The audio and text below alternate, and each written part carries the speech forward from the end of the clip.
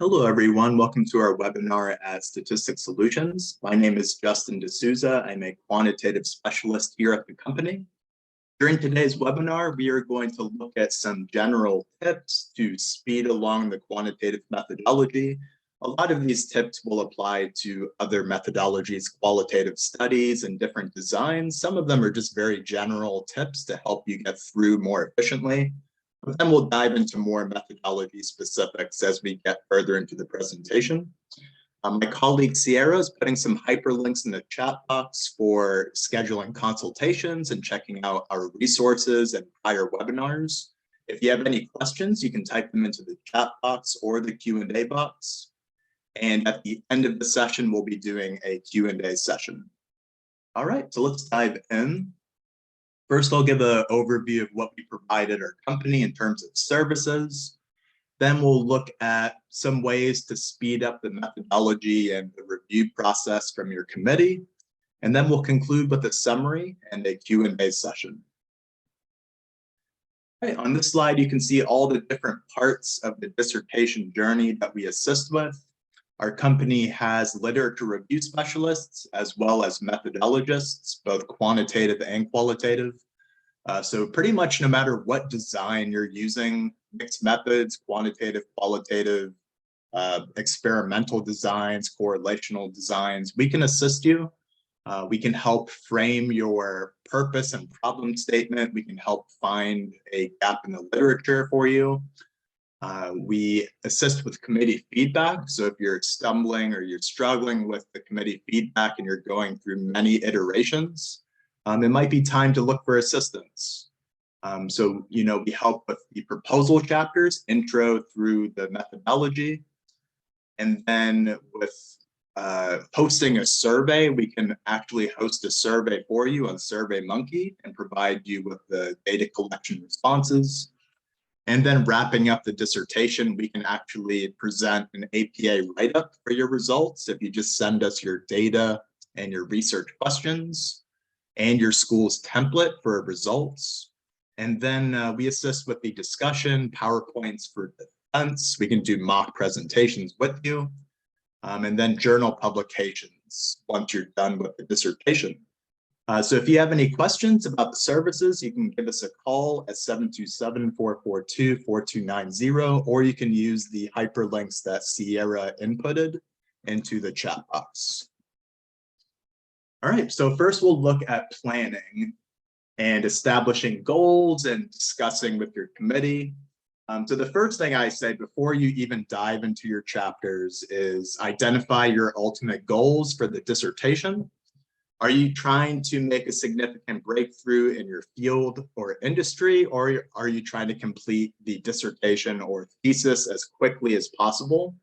While it is noble to come up with a world-changing topic, this can be time-consuming. So I would save those types of articles for a journal publication after you're done with your dissertation. Because if you pick a challenging topic for your dissertation, it can take months, if not years. And I've seen students personally where it's taken 5 years to get through the dissertation process. And once you're a year or two into it, it's difficult to start over and pick a new topic. So I say try and pick something that's fairly easy, something that you can see being efficient, that is building on prior literature, not something that's brand new. And then save those more time-consuming topics for a journal in the future. Then with your committee, you want to establish a time frame in which you need to complete each part of the paper. I'm kind of assuming a 5-chapter dissertation here: intro, lit review, methodology, results, and discussion. So some schools will want you to submit a chapter at a time, whereas other committees will want you to submit the entire proposal, which includes the first 3 chapters. And more recently, I've even seen some committees starting with the methodology and then working backwards, which I think is actually quite an effective strategy, because if you start with your methodology, you can determine if the study is even feasible to conduct. And then if it is, you can fill in the literature and your purpose and problem statement all fall into place at that point. And then you want to follow your school's template and checklist. So every school tends to have a template or a checklist for the requirements within the paper. So you want to follow that very closely, or ask your committee for approved examples that they have worked on in the past. And then you need to know even the higher ups at your school. You'll have your committee, your content specialist, your methodologist, your chair. But after the paper's approved by your committee, the paper may go to a more formal review. So this could be the URR, I sometimes see it called, or the AQR. So you need to be prepared to speak with those individuals as well. Maybe see a paper that they have worked on in the past, so you can see the type of review that they provide. And then, with all the technology we have today, I would suggest using Zoom or GoToMeeting or Google Meet, any screen share software, so that you can review the paper at the same time with your committee. You can record that meeting, you can take notes. This is especially useful if you've gone through several rounds of feedback and you're just stuck. It's really good to have a face-to-face, or you can look at your paper at the same time with your committee and come to an agreement for what needs to happen to address the feedback.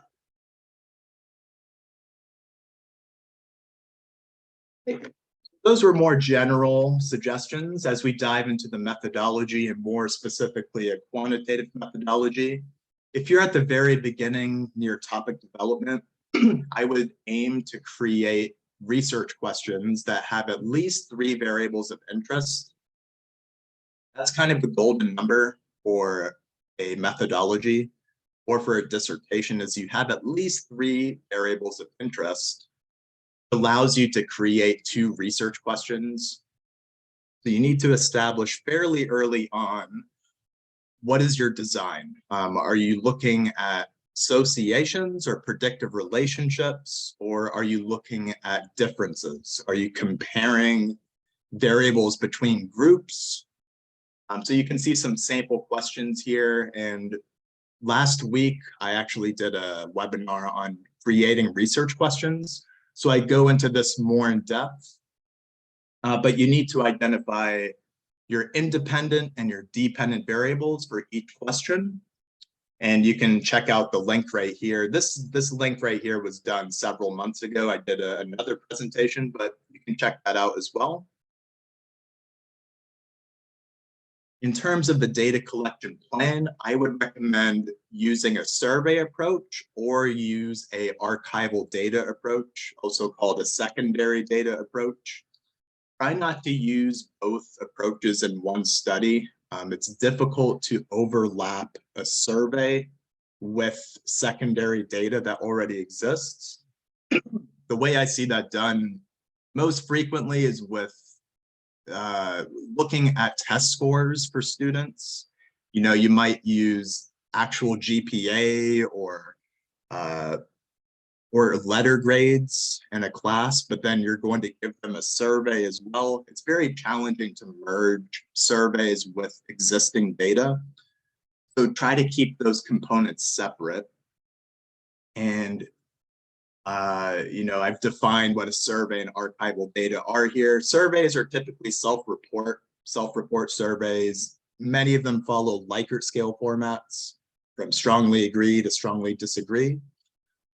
Archival data is data that already exists on a database, so it's something you have to find online. Usually I save that for a last resort. Surveys tend to be a more efficient approach. And then I would say, if you can't find a previously validated survey, maybe consider using archival data instead. As soon as your research questions are set in stone, you should conduct a power analysis, so you know how many participants you need to target for your study. The hyperlink I've put here is to GPower.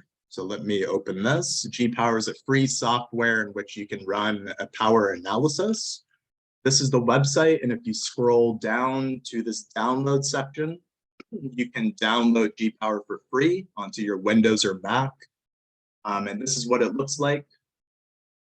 So this allows you to calculate minimum sample size requirements. So say we're doing a pre and post type study. So we have matched pairs here, and putting in conventional parameters for a t-test, we can see that in a perfect statistical world, you need to target 34 participants for a pre and post test comparison. So this is quite useful. I see a lot of universities requiring a power analysis now, but you can also use sample size calculators as a backup. And once you've done that power analysis, you need to figure out, is that sample size even feasible? Sometimes it might far exceed what your requirements are, or excuse me, it might far exceed what you can even gather. You know, maybe your population only has 100 people, but the power analysis says you need 200 people. Then you might have to start with a new topic. If the sample size is too small for your study, it's not even really realistic to run statistics on that sample. But you can also consider using companies like SurveyMonkey or Qualtrics. You can hire these companies to target participants who meet specific criteria. Both good companies. Qualtrics has excellent customer support, but it's a little expensive. I believe it's called Qualtrics panel data.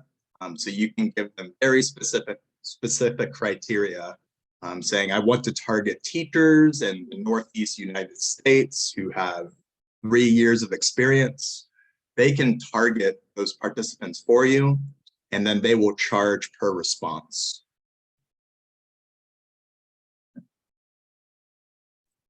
Right, so then if you're using a self-report survey, I recommend looking for something that's previously validated. You can create your own survey, but it presents many limitations in that you have to run a pilot study. You might have to run a study among a panel of experts to prove that it's valid and reliable. It adds about 4 or 5 steps if you create your own survey. So I would highly recommend looking for something that exists already. Once you've pinpointed your survey, then identify the total number of items on that instrument. What do the Likert scales range from? Is it a 1 to 5 scale, or is it a 1 to 7 scale? Does the survey measure an overall factor, or does it measure multiple subscales or multiple sub-factors? And what are the possible scores for these measures? So for instance, the MLQ, which is quite a popular instrument today, measures leadership. It's 45 questions that use Likert scales from 0 to 6. But within those 45 items, it measures specific types of leadership. 10 items measure transformational leadership, 10 measure transactional leadership, and 10 measure laissez-faire. So you need to figure out if it's measuring a total construct, or is it measuring subscale? Then, because you've picked a self-report survey, what you need to look for are reliability and validity statistics.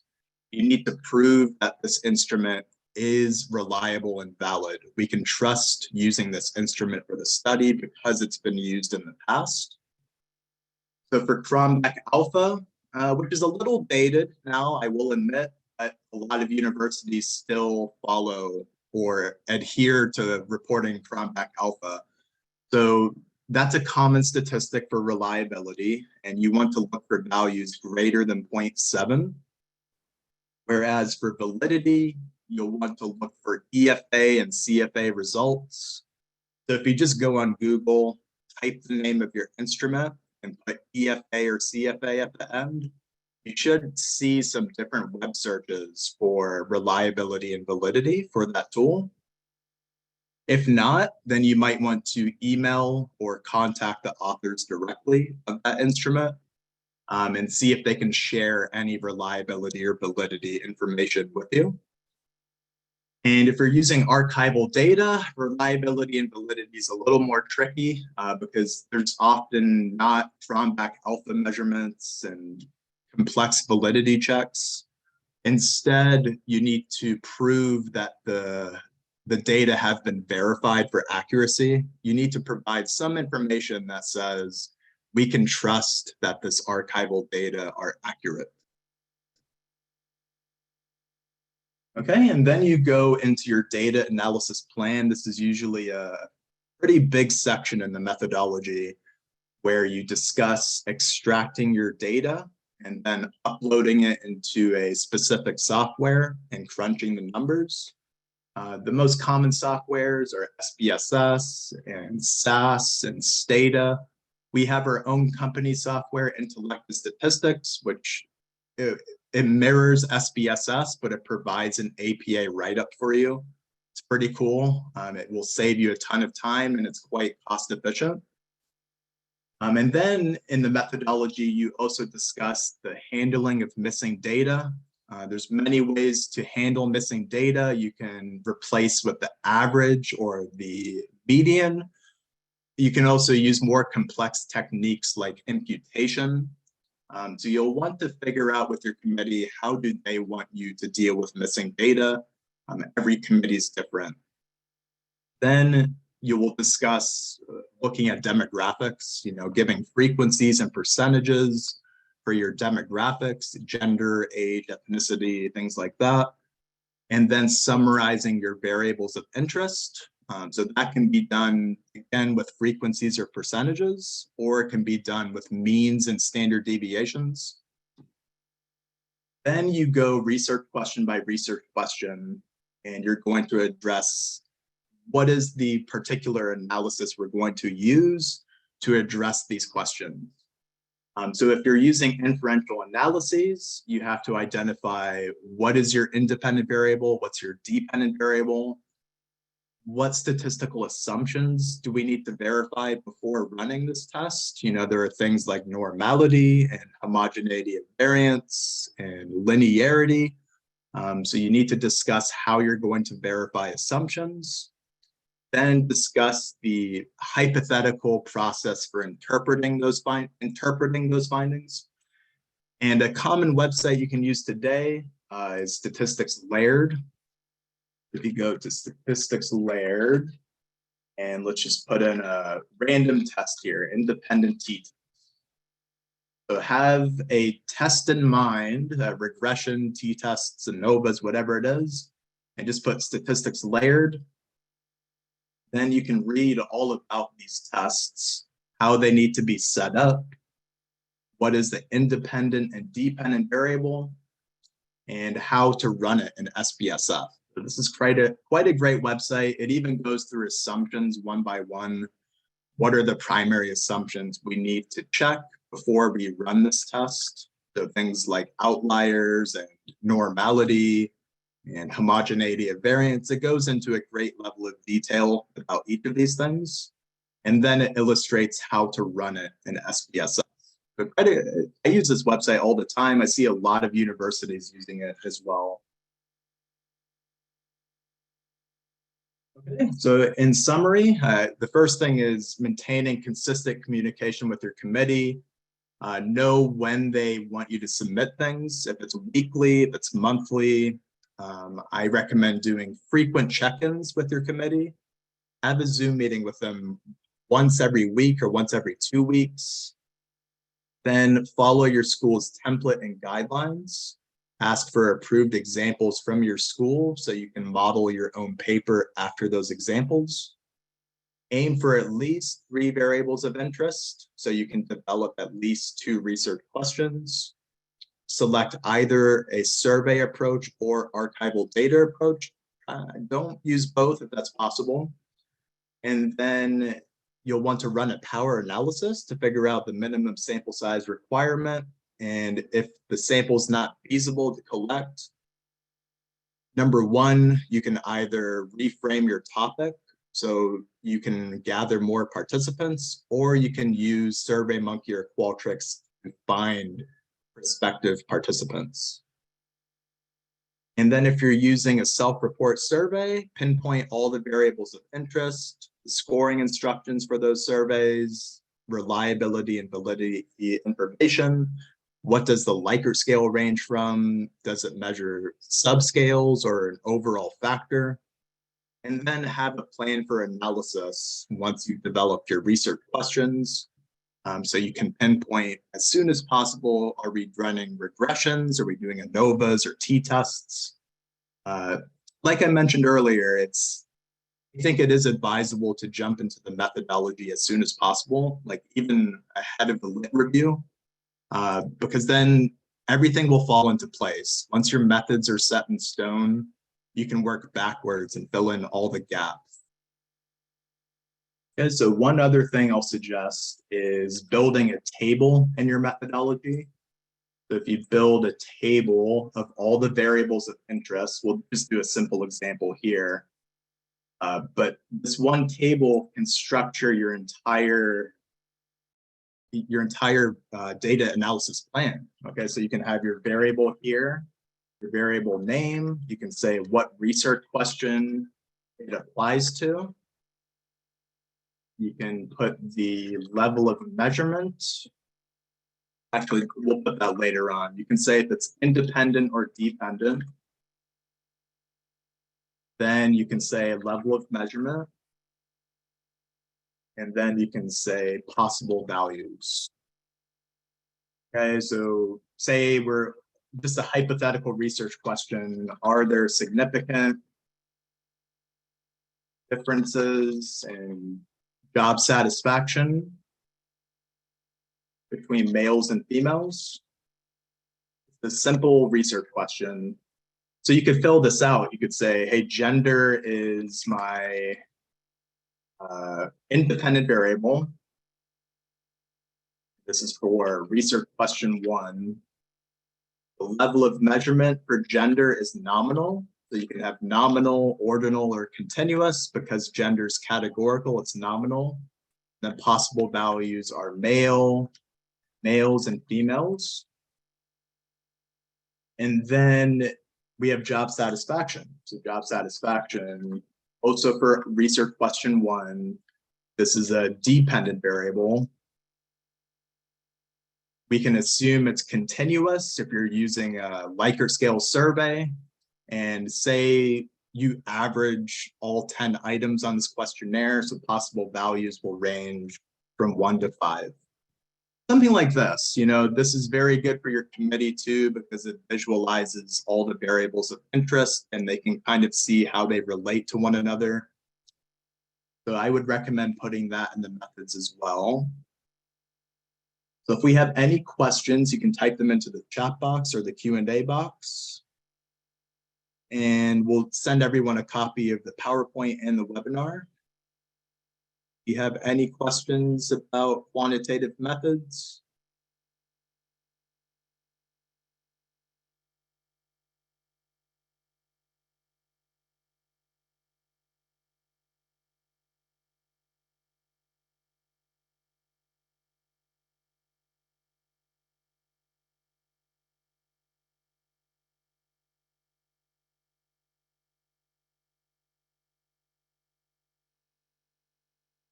Any questions about methods?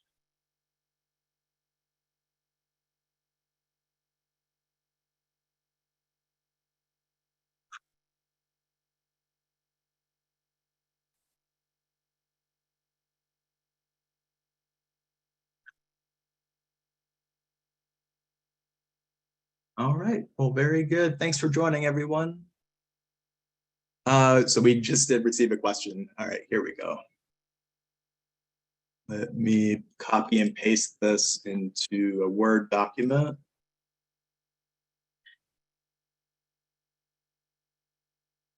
Okay, how do you know your research design? So I did a webinar last week on this, and it comes down to if you're looking at relationships you're looking at differences or if you're just kind of exploring for trends.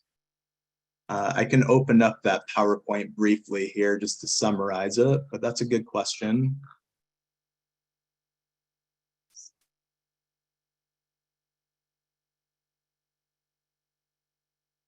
I don't know if this is the most recent PowerPoint for it, but let's see. So these are the common research designs that I see for universities: descriptive, correlational, experimental, longitudinal. So if you're looking at just general trends, then you would be doing a descriptive or exploratory design. If you are looking at associations or relationships, then you're doing a correlational design. If you're comparing for values across groups, so looking at differences, if that's kind of the key word, then you're doing experimental, quasi-experimental, causal comparative. Those kind of all go hand in hand. And then longitudinals, if you're looking at differences over time, the pre-test, post-test, or panel data collected over years, that would be longitudinal. So yeah, I would recommend checking out that presentation from last week. You can go onto our company website here. And if you go to webinars and then webinar archive, you can view that webinar right here. It was last Tuesday I did this presentation, and I go into more depth about research designs and the proper research questions to develop.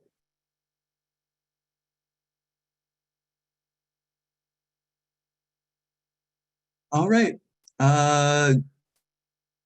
Sounds good, Joan. If you have any questions that are specific, you can type them in here and I'll see if I can assist. Here we have a question from Gania. Are validity and reliability tests used exclusively when we have a scale? I mean, what about using one-by-one questions? There is an overlap. Typically, validity and reliability are used for instruments that have multiple items. But there are reliability and validity checks that can be done for single questions.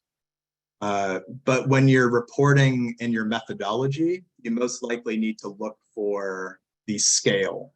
So what are the statistics? What are the discriminant validity, convergent validity, things like that, internal consistency for reliability? That is usually related to a scale, not an individual item.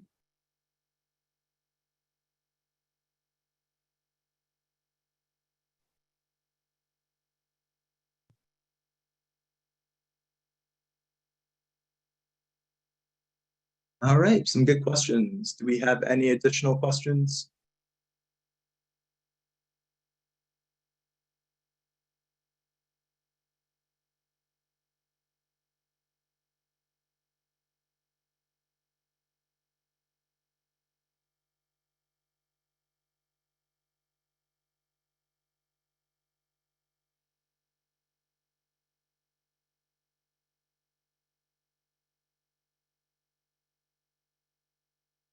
Okay, last call. Do we have any additional questions?